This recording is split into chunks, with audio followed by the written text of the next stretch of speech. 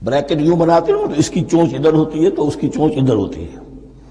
تو اسی طریقے سے ذہن میں رکھیے کہ دوسری آیت کی ترتیب تھوڑی سی بدل دی درمیانی، اور وہ بھی درمیان میں چونچ والا معاملہ جو ہوتا ہے. وَاتَّقُوا يَوْمًا لَا تَجْزِي نَفْسٌ عَن نَفْسٍ شَيْئًا، یہ تو جو کا تو وہی ہے. ڈرو اس دن سے جس دن کوئی جان کسی دوسری جان کے کام نہ آ سکے گی. وَلَا يُقْبَلُ مِنْهَا عَدْلٌ، وہاں کیا تھا وَلَا يُقْبَلُ مِنْهَا شَفَاعَةٌ، یہاں کیا آیا وَلَا يُقْبَلُ مِنْهَا عَدْلٌ، نہ اس سے کوئی فدیہ قبول کیا جائے گا. وَلَا تَنفَعُهَا شَفَاعَةٌ، یہ شفاعت بعد میں لے آئے، عدل پہلے لے آئے. وہاں شفاعت پہلے ہے، عدل بعد میں، بس یہ تبدیلی ہے. وَلَا هُمْ يُنصَرُونَ، اور یہ پھر جو کا تو وہی جو پہلی آیت میں تھا، جو چھٹے رکوع کی دوسری آیت ختم ہوئی، نہیں انہیں کوئی مدد مل سکے گی. یہ جو حصہ تھا جو تقریباً 10 رکوعوں پر مشتمل تھا، سورہ بقرہ کے 18 رکوع کہ جن میں روح سخن ہے سابقہ امت مسلمہ کی طرف. 4 رکوع بڑے عموم کے حامل تھے، لیکن بین السطور وہاں بھی اشارے موجود تھے. روح سخن جو تھا وہ بنی اسرائیل کی طرف. 10 رکوعوں میں صراحت کے ساتھ ساری گفتگو انہی سے ہے، الا یہ کہ ایک جگہ مسلمانوں سے خطاب کر لیا، کچھ آخر میں اہل مکہ کا تذکرہ بھی ہو گیا.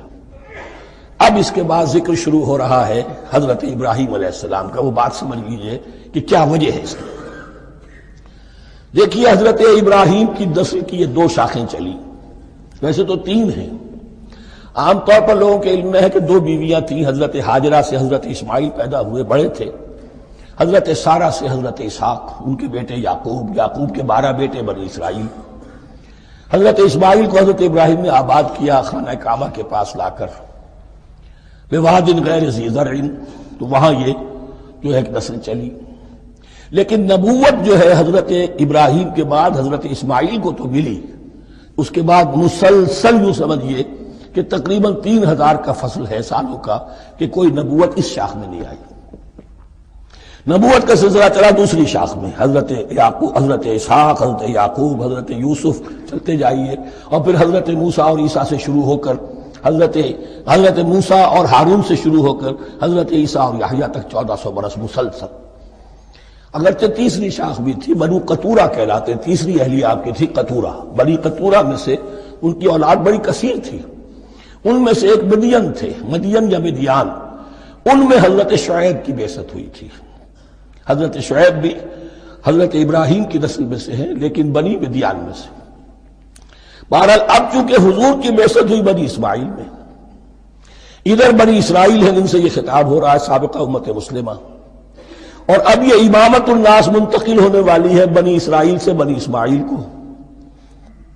تو اب اگر اس انتقال کے وقت نقل، اگر وہ جو کامن فیکٹر ہے اس کا تذکرہ کیا جائے تو بات آسان ہو جائے گی. ابراہیم ہی تو جد امجد ہے نا تمہارے، تم یعقوب کی اولاد ہو، ٹھیک ہے، لیکن یعقوب کس کے بیٹے تھے؟ اسحاق کس کے بیٹے تھے؟ ابراہیم کے. تو یہ دوسری نسل بھی تو ابراہیم ہی کی ہے. اس حوالے سے ان کے لیے سہل بنایا جا رہا ہے کہ بات کو سمجھو. یہ صرف یہ ہے کہ 2 پیڑھی اوپر جا کر مل گئے اور اللہ خیر سنا. اور حضرت ابراہیم نے خانہ کعبہ کی تعمیر کی اور اسے اب مرکز بنانا ہے اہل توحید کا. لہذا یہ ساری گفتگو اب شروع ہو رہی ہے. 4 رکوع اب وہ ہے 15 سے شروع ہو کر 18 تک، جن کا اصل مضمون ہے تحویل قبلہ. وَإِذِ ابْتَلَىٰ إِبْرَاهِيمَ رَبُّهُ بِكَلِمَاتٍ فَأَتَمَّهُنَّ، اور ذرا یاد کرو جب ابراہیم کو آزمایا اس کے رب نے بہت سی باتوں میں. میرا ایک کتاب چاہے حضرت ابراہیم کی شخصیت پر، حج اور عید الاضحیٰ اور ان کی اصل روح، اور اس میں ایک تحریر ہے، ایک تقریر ہے. جو تحریر ہے وہ مجھے بہت پسند ہے کہ کیسے کیسے امتحان آئے ہیں حضرت ابراہیم علیہ السلام پر. فَأَتَمَّهُنَّ، اب یہ ایک جملے میں ایک پوری داستان ہے. اس نے ان سب کو پورا کیا، سب میں پاس ہو گیا، ہر امتحان سے کامیابی کے ساتھ with flying colors ہر امتحان سے نکلے. قال انی جاعلک للناس اماما، تب ہم نے کہا اے ابراہیم اب میں تمہیں نوع انسانی کا امام بنانے والا ہوں. قال ومن ذریتی، انہوں نے کہا اور میری نسل کے بارے میں بھی یہ وعدہ ہے کہ نہیں؟ قال لا ینال عہد الظالمین، فرمایا میرا یہ عہد ظالموں سے متعلق نہیں ہوگا.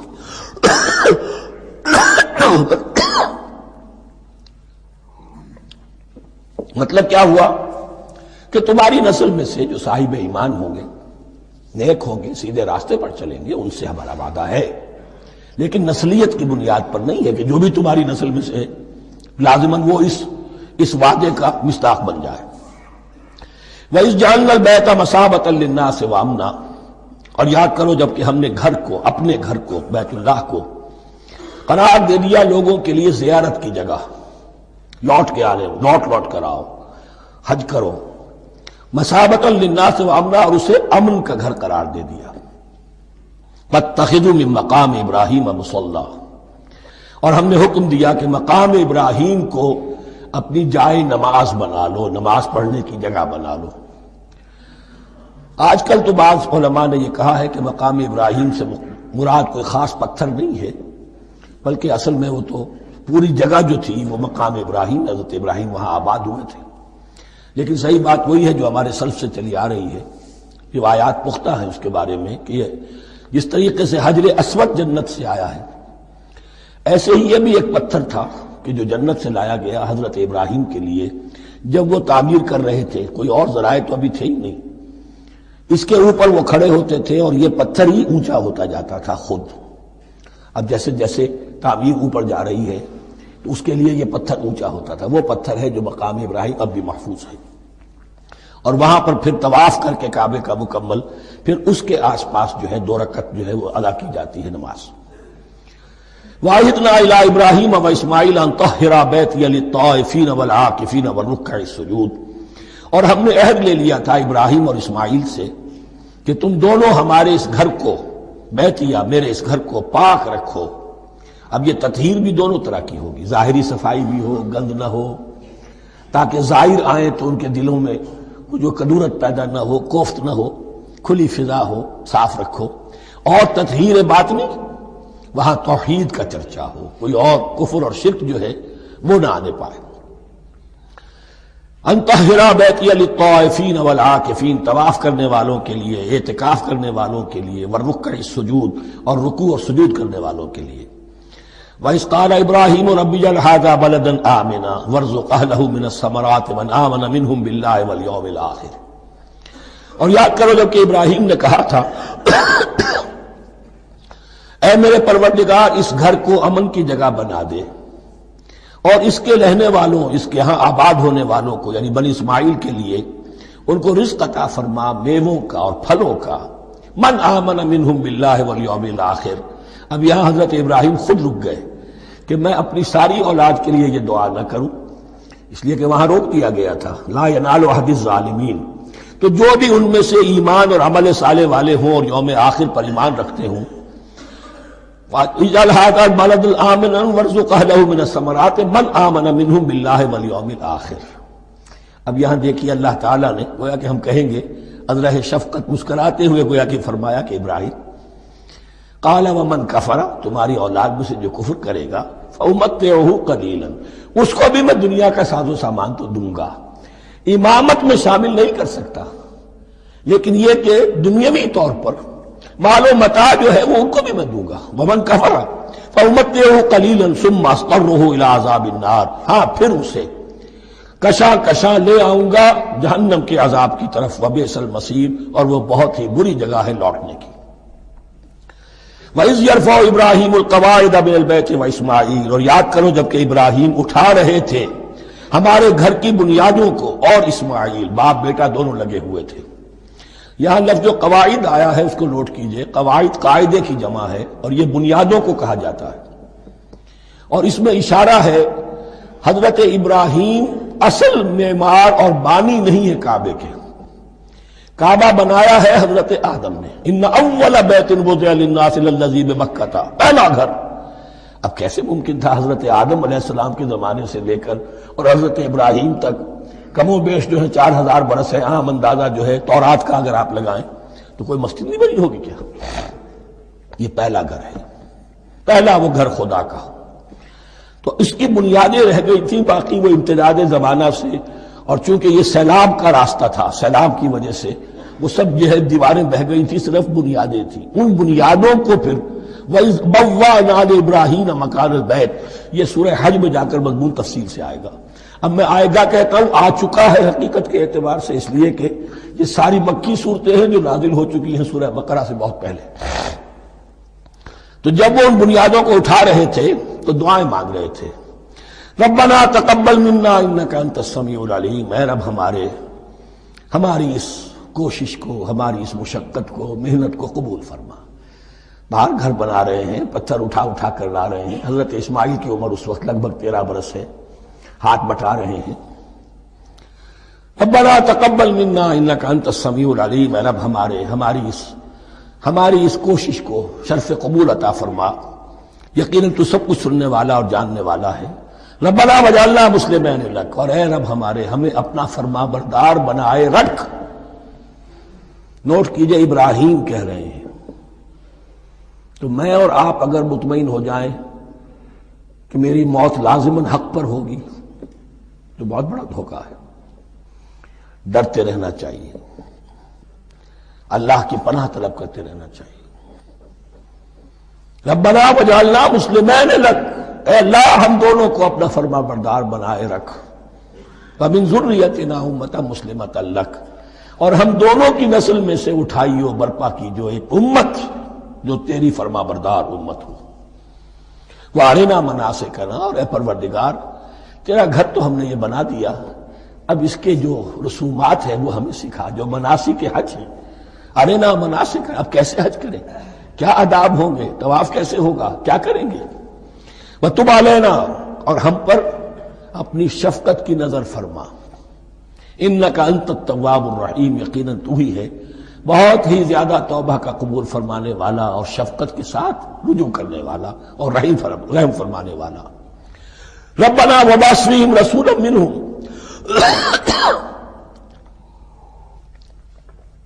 اور اے ہمارے پروردگار ہماری اس نسل میں، اب چونکہ ہماری نسل مراد ہے بنی اسماعیل، بنی اسرائیل اسماعیل کی نسل میں سے تو نہیں ہے نا، یہاں دونوں کی نسل سے مراد ہے تو وہ بنی اسماعیل۔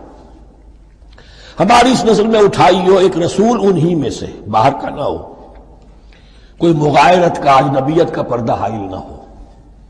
وہ کیا کرے، یتلو علیہم آیاتک، تیری آیات ان کو پڑھ کر سنائے، وَيُعَلِّمُهُمُ الْكِتَابَ وَالْحِکْمَةَ، اور صرف سنائے نہیں، تعلیم دے انہیں کتاب اور حکمت کی۔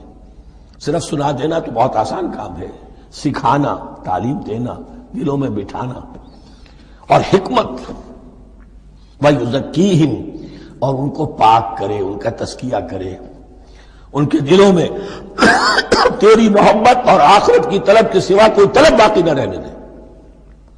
انک انت العزیز الحکیم، یقیناً پروردگار تو ہی ہے زبردست اور کمال حکمت والا۔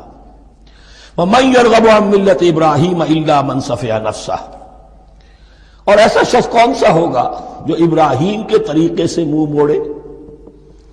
یہ رغبت کا لفظ عربی زبان میں دونوں طرف جاتا ہے، رغبہ الی، کسی شے کی طرف رغبت ہونا، محبت ہونا، میلان ہونا، اور رغبہ عن، کسی شے سے متنفر ہونا، کسی شے سے ابا کرنا، اس کو چھوڑ دینا۔ وَمَن يَرْغَبُ عَن مِّلَّةِ إِبْرَاهِيمَ إِلَّا مَن سَفِهَ نَفْسَهُ، سوائے اس کے جس نے اپنے آپ کو حماقت ہی میں مبتلا کرنے کا فیصلہ کر لیا ہو۔ اور کون ہوگا جو ابراہیم کے طریقے سے منہ موڑے۔ وَلَقَدِ اصْطَفَيْنَاهُ فِي الدُّنْيَا، اور ہم نے تو اسے دنیا میں بھی پسند کر لیا تھا، چن لیا تھا۔ وَإِنَّهُ فِي الْآخِرَةِ لَمِنَ الصَّالِحِينَ، اور یقیناً آخرت میں بھی وہ ہمارے صالح بندوں میں سے ہوں گے۔ اذ قال له ربه اسلم قال اسلمت لرب العالمین، جب کہا اس سے اس کے پروردگار نے کہ مانو میرا حکم، اس نے کہا پروردگار قبول ہے تیرا حکم، یہاں تک کہ ذبح کرو بیٹے کو، حاضر۔ یہ آخری امتحان تھا، آخری 100 برس کی عمر میں، 87 برس کی عمر میں دعائیں مانگ مانگ کر بیٹا لیا تھا اسماعیل۔ حضرت سارہ کے ہاں کوئی اولاد نہیں ہوئی تھی، اب وہ 13 برس کا تھا، بازو بن گیا تھا، اور اس وقت ذبح کرنے کا حکم آیا۔ جب بھی کہا ہم نے مانو ہمارا حکم، قال اسلمت لرب العالمین، اللہ تعالی ہمیں بھی توفیق دے کہ اس کی پیروی کرے۔ وَوَصَّىٰ بِهَا ابراہیم وبنیہ ویعقوب، اور اسی کی وصیت کی تھی ابراہیم نے بھی اپنے بیٹوں کو اور یعقوب نے بھی. یا بنیہ، وہ کیا تھی نصیحت؟ ہے میرے بیٹو، ان اللہ اصطفیٰ لکم الدین، دیکھو اللہ نے تمہارے لیے دین کو پسند فرما لیا ہے. کون سا دین؟ فلا تموتن الا وانتم مسلمون، اور دیکھنا موت نہ آنے پائے مگر فرما برداری کی حالت میں. یہی بات آئے گی سورہ آل عمران میں مسلمانوں سے خطاب کر کے، یا ایھا الذین آمنوا اتقوا اللہ حق تقاتہ ولا تموتن الا وانتم مسلمون، اور ان الدین عند اللہ الاسلام ومن یبتغ غیر الاسلام دینا فلن یقبل منہ. ام کنتم شہداء اذ حضر یعقوب الموت، کیا تم اس وقت موجود تھے جب یعقوب کی موت کا وقت آیا؟ جب آدم کی یعقوب پر موت، یہ لفظی ترجمہ ہوگا. اذ حضر یعقوب الموت اذ قال لبنیہ ما تعبدون من بعدی، حضرت یعقوب نے اپنے سارے بیٹوں کو جمع کیا، 12 کے 12، اور مصر میں پہنچ چکے تھے یہ حضرت یوسف علیہ السلام کے ذریعے سے، جو سورہ یوسف میں ساری کہانی آئے گی. وہاں انتقال ہوا تو انہوں نے اپنے بیٹوں کو جمع کیا. اس قال لبنیہ ما تعبدون من بعدی، میرے بعد تم کس کی پوجا کرو گے، کس کی پرستش کرو گے؟ یہ بات نہیں تھی کہ انہیں معلوم نہیں تھا، لیکن یہ کہ ایک میثاق، قول و قرار اور پختہ کرنے کے لیے. قالوا نعبد الہک و الہ آبائک ابراہیم و اسماعیل و اسحاق، تو کہا کہ ہم پوجیں گے، بندگی کریں گے، پرستش کریں گے آپ کے معبود کی اور آپ کے آبا ابراہیم، اسماعیل اور اسحاق کے معبود کی. اور یہ کوئی مختلف معبود نہیں ہے، الہ واحدہ، وہ تو ایک ہی الہ ہے. وَنَحْنُ لَهُ مُسْلِمُونَ، ہم اس کے لیے اس کے سامنے سر جھکاتے ہیں، اسی کی فرما برداری کا اقرار کرتے ہیں. تِلْكَ أُمَّةٌ قَدْ خَلَتْ، یہ آیت 2 مرتبہ آئے گی اسی رکوع میں. یہ ایک گروہ تھا انسانوں کا جو گزر گیا، ابراہیم، اسماعیل، اسحاق، یعقوب، ان کی اولاد. قد خلت، وہ گزر گئے. لہا ما کسبت ولکم ما کسبتم، ان کے لیے تھا جو انہوں نے کمایا، اور تمہارے لیے ہوگا جو تم کماؤ گے. یعنی یہاں پدرم سلطان بود کا کوئی مقام نہیں ہے. ہر شخص کے لیے اپنا عمل، اپنا ایمان، اپنی کمائی. وَلَا تُسْأَلُونَ عَمَّا كَانُوا يَعْمَلُونَ، تم سے یہ نہیں پوچھا جائے گا کہ وہ کیا کرتے تھے، تم سے پوچھا جائے گا تم کیا کر کے لائے ہو. تو راچے ہے پدرم سلطان بود، تو راچے ہے. تم کیا ہو بھائی؟ تو اپنی بات کرو، باپ تمہارا سلطان تھا، ہوگا. وَقَالُوا كُونُوا هُودًا أَوْ نَصَارَىٰ تَهْتَدُوا، لیکن اس پس منظر میں اب ان کی خباثت کو نمایاں کیا جا رہا ہے کہ یہ تو تھی وصیت ابراہیم کی اور یعقوب کی، اور اس وقت کے یہود و نصارہ کا کیا رویہ ہے؟ قَالُوا كُونُوا هُودًا أَوْ نَصَارَىٰ تَهْتَدُوا، وہی متحدہ محاذ حضور کے خلاف. یا تو یہودی، انہوں نے کہا کہ یا یہودی ہو جاؤ یا نصرانی، تو ہدایت پر ہو جاؤ گے. قُلْ بَلْ مِلَّةَ إِبْرَاهِيمَ حَنِيفًا، کہہ دیجئے نہیں، بل نتبع، ہم تو نتبع یہاں پر محذوف مانیے، بل نتبع ملت ابراہیم حنیفہ، نہیں، ہم تو پیروی کریں گے ابراہیم کے طریقے کی، بالکل یکسو ہو کر. وما کان من المشرکین، اور وہ مشرکوں میں سے نہیں تھے. قولوا آمنا باللہ، اب یہاں مسلمانوں کو حکم دیا جا رہا ہے. دیکھو تم ان کے جو کچھ وہ کہتے ہیں اس کے جواب میں تم یہ کہو، قولوا کہو آمنا باللہ، ہم ایمان رکھتے ہیں اللہ پر، وما انزل الینا، اور جو کچھ نازل کیا گیا ہماری جانب، وما انزل الی ابراہیم و اسماعیل و اسحاق و یعقوب، اور جو کچھ نازل کیا گیا ابراہیم اور اسماعیل اور اسحاق اور یعقوب کی طرف، والاسباط، اور ان کی اولاد کی طرف، وما اوتی موسیٰ و عیسیٰ، اور جو کچھ دیا گیا موسیٰ کو اور عیسیٰ کو، وما اوتی النبیون من ربہم، اور جو کچھ دیا گیا تمام نبیوں کو ان کے رب کی طرف سے. لا نفرق بین احد منہم، ہم ان میں سے کسی کے مابین تفریق نہیں کرتے، ہم سب کو مانتے ہیں. دیکھیے ایک ہے تفضیل، کسی کو ایک کو زیادہ افضل سمجھنا دوسرے سے، یہ اور بات ہے. وہ تو سورہ آل عمران میں آئے گا تلک الرسل فضلنا بعضهم علی بعض. تفریق یہ کہ ایک کو مانے ایک کو نہ مانے. ان رسولوں میں سے ایک کا انکار سب کا انکار ہے. لا نفرق بین احد منہم ونحن له مسلمون، اور ہم نے تو اسی کی فرما برداری کا قلادہ اپنی گردن میں ڈال دیا ہے. فَإِنْ آمَنُوا بِمِثْلِ مَا آمَنْتُمْ، پھر اے مسلمانوں اگر یہ بھی ایمان لائیں یہود اور نصارہ بالکل اسی طرح جیسے تم ایمان لائے ہو، نو کمپرومائز، ٹھیک ٹھیک وہی دین اختیار کریں، وہی راستہ جو کہ محمد کے ذریعے سے تمہیں دیا گیا صلی اللہ علیہ وسلم. فَإِنْ آمَنُوا بِمِثْلِ مَا آمَنْتُمْ بِهِ فَقَدْ اهْتَدَوْا، تب وہ ہدایت پر ہوں گے. وَإِنْ تَوَلَّوْا، اور اگر وہ پیٹھ موڑ لے فَإِنَّمَا هُمْ فِي شِقَاقٍ، تو اس کے معنی یہ ہے کہ وہ زدم زدہ میں اور دشمنی کے اندر وہ مبتلا ہو چکے ہیں. فَسَيَكْفِيكَهُمُ اللَّهُ، تو اے نبی آپ کے لیے ان کے مقابلے میں اللہ کافی رہے گا، آپ فکر نہ کریں. آپ کسی کمپرومائز کی دعوت کی طرف توجہ ہی نہ دیں، کچھ دو کا معاملہ سوچیں بھی نہ، ان کی مخالفتوں سے آپ مرعوب نہ ہوں، ان کی دھمکیوں کا کوئی اثر نہ دیں. فَسَيَكْفِيكَهُمُ اللَّهُ، اللہ کافی رہے گا آپ کے لیے ان سب کے مقابلے میں. وَهُوَ السَّمِيعُ الْعَلِيمُ، اور یقیناً وہ سب کچھ سننے والا اور جاننے والا ہے. ایسا نہیں ہے کہ اسے معلوم نہ ہو کہ آپ اس وقت کن حالات میں ہیں، کیسی مشکلات میں ہیں، کس طرح کی نازک صورتحال دن بدن جو ہے شکل بدل رہی ہے، لیکن آپ قائم رہیں. یہ ہے جگہ جہاں پر خون پڑا ہوا ہے اس نسخے میں جو حضرت عثمان تلاوت فرما رہے تھے، اور اس وقت باغیوں نے انہیں شہید کیا ہے. ان کی زوجہ محترمہ نائلہ، انہوں نے بچانا چاہا ہے تو ان کی انگلیاں کٹ گئیں اور خون جو ہے وہ فَسَيَكْفِيكَهُمُ اللَّهُ، ان الفاظ پر وہ خون پڑا ہے، وہ دم اب بھی موجود ہے. وَهُوَ السَّمِيعُ الْعَلِيمُ، اور وہ سب کچھ سننے والا اور جاننے والا ہے. صبغۃ اللہ، کیا معنی؟ یہاں پر بھی ایک آپ کو محذوف ماننا ہوگا. اخترنا صبغۃ اللہ، ہم نے تو اختیار کر لیا ہے اللہ کے رنگ کو.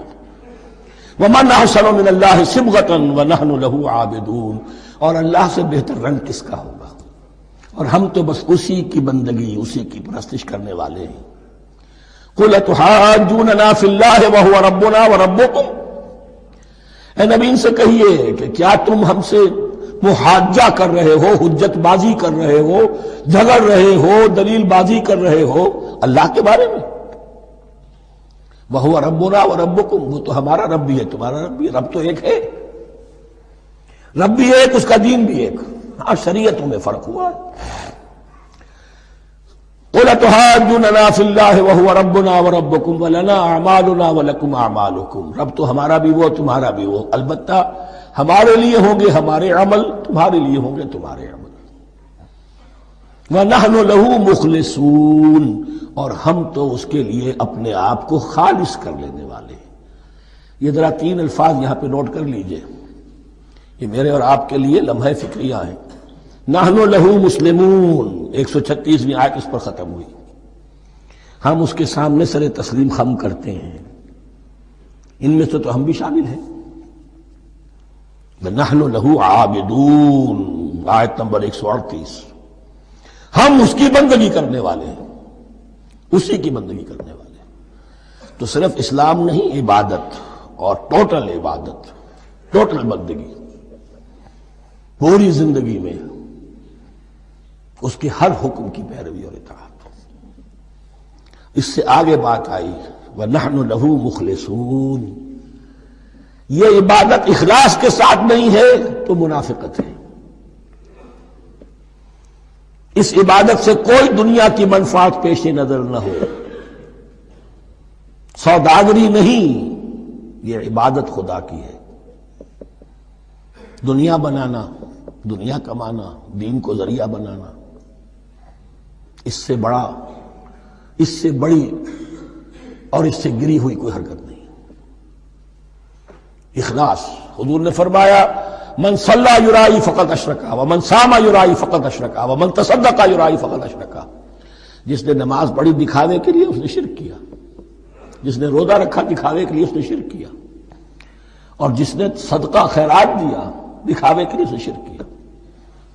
وَنَحْنُ لَهُ مُخْلِصُونَ نَحْنُ لَهُ مُسْلِمُونَ نَحْنُ لَهُ عَابِدُونَ نَحْنُ لَهُ مُخْلِصُونَ اللهم ربنا اجعلنا منهم اللهم ربنا اجعلنا منهم ام تقولون ان ابراہیم واسماعیل واسحاق ویعقوب والاسباط كانوا هودا او نصارى، کیا تمہارا کہنا یہ ہے کہ ابراہیم اور اسماعیل اور اسحاق اور یعقوب اور ان کی اولاد یہودی تھے یا نصرانی تھے؟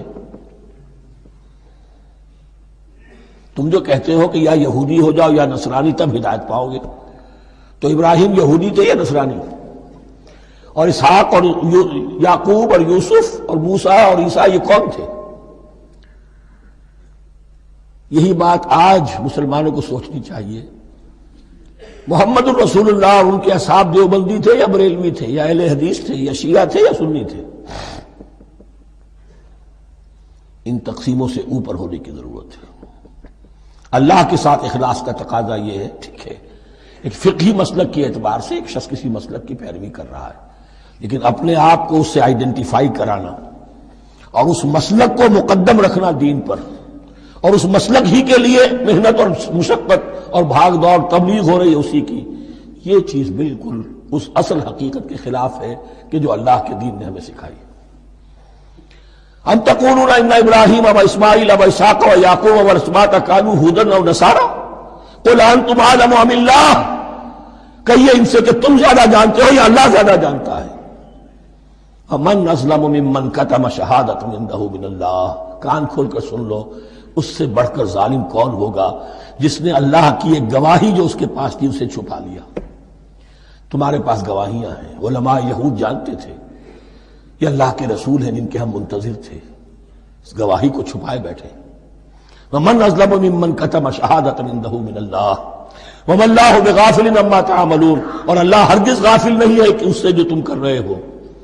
تلک امۃ قد خلت، یہ گروہ مقدس جماعت تھی یہ جس کے یہ گلے سرسبت تھے، یہ گزر گئے۔